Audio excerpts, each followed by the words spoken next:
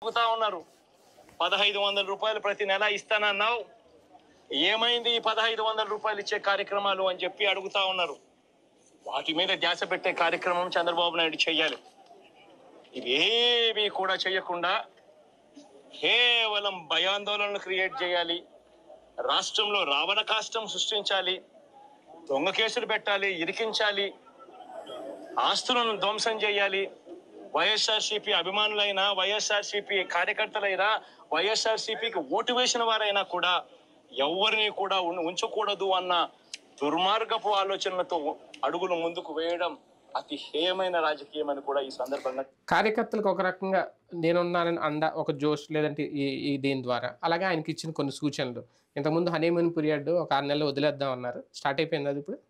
అంటే ఇప్పుడేమి ఇది చెయ్యండి అనేది ఈ పాయింట్ మీద మాట్లాడుకొస్తున్నాడు, పిన్నెల్లి అరెస్టు వీటిని బేస్ చేసుకుని. అంతేగాని ఇప్పటి నుంచినే ప్రతిపక్ష పాత్ర అంటల్లా. బేసిక్ అంటే మీరు అమలు చేస్తాను, పథకాలు అమలు చేయండి, 1500 ఇవ్వండి అంటే అవి చూసుకోండి, ఇది మా వాళ్ళ మీద దాడి చేయడం కాదు అని చెప్తున్నాడు.